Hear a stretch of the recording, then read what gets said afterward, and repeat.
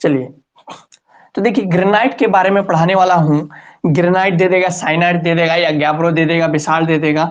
इस तरह 4 से 5 आपको दे देगा और बोल देगा कि इनमें से किन्हीं 3 के बारे में, यानी 5 ऑप्शन दे देगा, उनमें से 3 ठो के बारे में आपको पेट्रोग्राफिक टिप्पणी लिखना है। उनमें से आपको 10 नंबर कंफर्म है। तो मैं चर्चा करूंगा ग्रेनाइट के बारे में, जो कि आपका रिड्यूस सिलेबस के अंतर्गत भी आता है, और ऐसे भी इस साल के लिए जो है ग्रेनाइट वगैरह जो है इंपॉर्टेंट है ना। तो ग्रेनाइट जो है, कह रहा है कि ग्रेनाइट ग्रेनाइट ये जो वर्ड है ना, ये ग्रेनाइट जो है एक लैटिन वर्ड है। Latin word granum, Latin word granum से बना है ग्रेनाइट, है ना। यानी प्राचीन समय में, यानी बहुत समय पहले, है ना, लैटिन वर्ड के रूप में ग्रेनम ग्रेनम के उस जो है वर्ड के अनुसार जानते थे। लेकिन वर्तमान समय में, है ना, यानी प्रेजेंट टाइम में क्या हो रहा है कि इस ग्रेनम को, है ना, ग्रेनम को हम ग्रेनाइट के रूप में जानते हैं। आपको याद होना चाहिए कि जैसे ये है PROGRAME,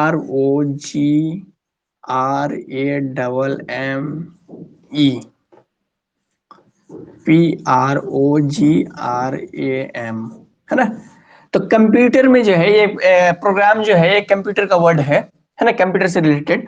तो पहले में, बहुत समय पहले नहीं, मैं देखा हूं, तो प्रोग्राम को पहले इस तरह लिखा जाता था, लेकिन वर्तमान समय में ये लिखा जाता है ना, कि आज से 8-10 साल पहले प्रोग्राम को ऐसे लिखा जाता PROGRAME, लेकिन वर्तमान समय में PROGRAM, है ना।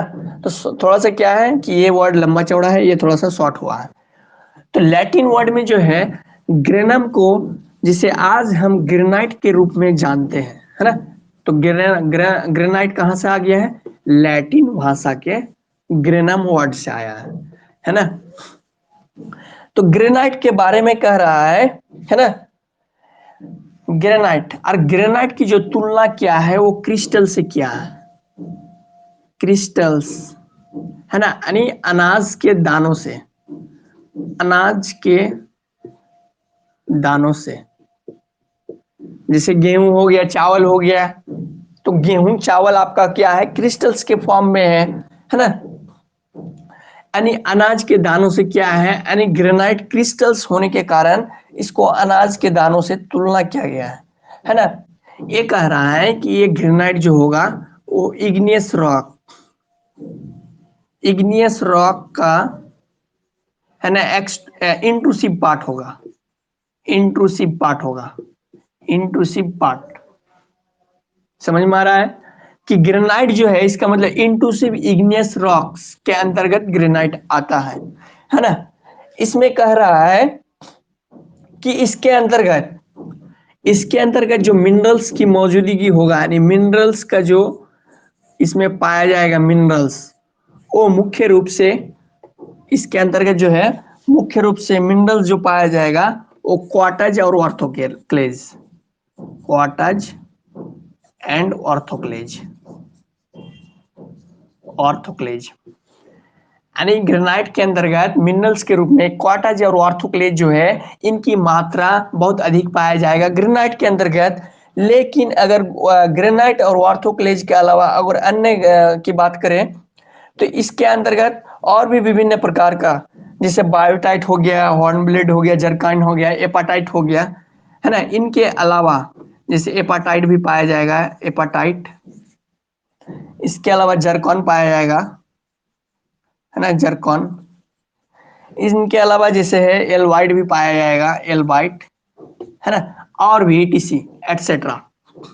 लेकिन अगर अगर बहुत अधिक मात्रा की बात करें, तो ग्रेनाइट के अंतर्गत 2 खनिज मुख्य रूप से रहेगा, है ना। यानी इंपॉर्टेंट अगर देखा जाए तो क्वार्टज और ऑर्थोक्लेज, किसके लिए? ग्रेनाइट के लिए। यानी ग्रेनाइट में इन 2 चीज जो है सबसे अधिक मात्रा में रहेगा, यानी ग्रेनाइट टेक्सचर में, यानी ग्रेनाइट रॉक्स में।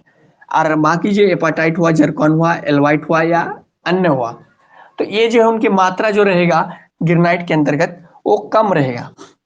अगर ग्रेनाइट की कलर की बात करें, तो बहुत सारे लोग जो है घरों में जो है ग्रेनाइट लगाते हैं, तो ग्रेनाइट की बात करें तो ये बहुत सारे रंगों में पाया जाता है।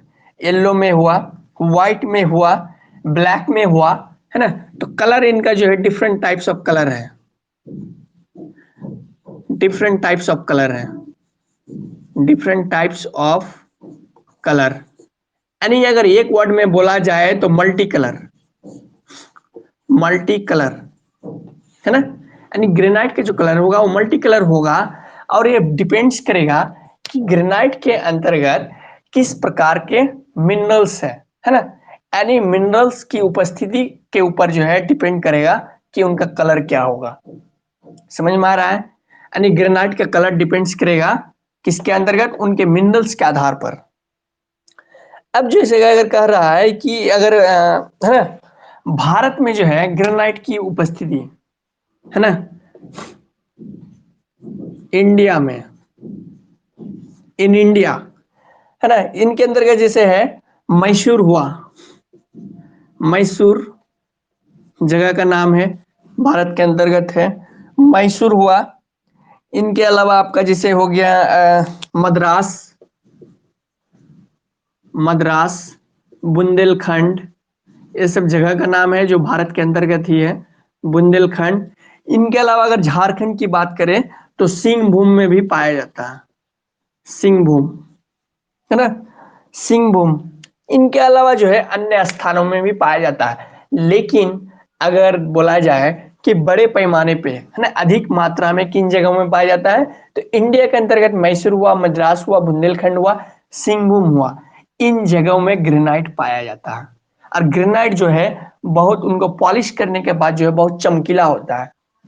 ग्रेनाइट जो है, ग्रेनाइट का सीट अक्सर लोग किचन में लगाते हैं, खूबसूरती ताकि लगे, है ना, किचन के शेड में, या फिर आपका जो है ड्रॉवर के शेड में भी लगाया जाता है, अलमीरा के वहां भी लगाया जाता है ना, ताकि क्या है, अधिक चमकीला होता है तो देखने में बहुत खूबसूरत होता है। खास करके किचन के शेड में ज्यादा लगाया जाता है। मार्बल की अपेक्षा ग्रेनाइट ज्यादा चमकीला होता है, कॉस्टली भी होता है।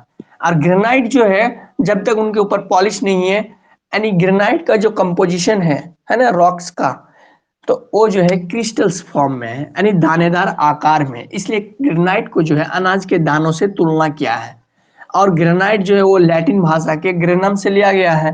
अगर इनकी कलर की बात करें तो इनके अंतर्गत मल्टी कलर है, और ये झारखंड के सिंहभूम में भी पाया जाता है ना। इनमें खनिज संगठन के रूप में सबसे अधिक मात्रा में क्वार्टाज और ऑर्थोक्लेज पाया जाता है। इनके अलावा एपाटाइट भी मौजूद है, जर्कॉन भी मौजूद है, एल्वाइट भी है, लेकिन क्वार्टाज और ऑर्थोक्लेज की अपेक्षा ये कम पाया जाता है ना। चलिए, तो मैं जो है ग्रेनाइट का आप लोगों को पीडीएफ सेंड कर दूंगा, हिंदी और इंग्लिश मीडियम में। आज का क्लास जो है यहीं खत्म होगा। कल से फिर आप लोगों को समय पे जुड़ना है। आज जितना भी सेशन हुआ आप लोगों को समझ में आया? आज जो भी सेशन हुआ आप लोगों को समझ में आया क्लियर रूप से? चलिए सब रिस्पांस दीजिए। यस सर, बाकी लोग भी रिस्पांस दीजिए, है ना। आप लोग कंसेप्ट क्लियर करके पढ़ना है। जब तक आपका कंसेप्ट क्लियर नहीं रहेगा तो फिर आगे जाकर आपको दिक्कत होगा, है ना। इसलिए कंसेप्ट क्लियर होकर पढ़िए। और संडे, प्रत्येक संडे को क्लास होगा, है ना, संडे को छुट्टी नहीं रहेगा। चलिए अच्छी बात है। और मैं जो आप लोगों, है ना, मैं एक दिन में अगर बोलूँ 10 घंटा मैंने क्लास ले लिया, आप लोगों का सिलेबस खत्म, तो वैसे आपको ना समझ में आएगा ना ही आपको तो इसलिए क्या कर रहे हैं, थोड़ा थोड़ा आपको पढ़ा रहे हैं। पढ़िए कम, समझिए ज्यादा। तो क्या है कि आपको जो है जिस तरह मैं पीडीएफ सेंड करते जा रहा हूँ और ऑनलाइन क्लास लेते जा रहा हूँ, तो आप लोग धीरे धीरे जो है ना आलसी नहीं बनना है, लेजी नहीं बनना है। मैं आपको जो पीडीएफ सेंड करता हूँ वो आप जो है आपके नोटबुक में, कॉपी में जो है नोट करते जाइए, है ना। ऐसा नहीं कि मोबाइल से जो है व्हाट्सएप खोलेंगे और पीडीएफ रीड कर लेंगे, ऐसा आपको नहीं करना, है ना। धीरे धीरे लिखते जाना। आप लोग लिख रहे हैं या नहीं नोटबुक में? कमेंट बॉक्स में यस टाइप कीजिए, आप लोग नोटबुक में लिख रहे हैं या नहीं, है ना। डेली का डेली लिखते जाइए। अब बाकी पेपर जो है खूब मेहनत कीजिए। ठंडा आप लोग जो है क्लास लेट से ज्वाइन करते हैं, तो लेजी मत बनिए। आप मॉर्निंग में उठने की कोशिश कीजिए 6 बजे। 6 बजे क्या होता है, याद करने का काम कीजिए मॉर्निंग में, है ना। फिर आपका जो है 3 से 4 महीना आपको सोने के लिए खूब समय मिलेगा एग्जाम बाद। एग्जाम बाद खूब सोइएगा रिजल्ट के बीच में, है ना। ठीक है, अगर अभी सो गए तो फिर जो है 1 साल और सो जाना पड़ेगा। अभी जो है झारखंड में इस बार जो एग्जाम होने वाला है, वो जो है उनका क्वेश्चन का ये लेवल जो है बहुत इजी होने वाला है। क्वेश्चन का लेवल जो है बहुत इजी रहेगा। बहुत अच्छा मौका है आप लोगों के सामने चौका छक्का लगाने का, इसलिए मेहनत करते जाइए, है ना। ठीक है, मैं क्लास एंड कर रहा हूँ।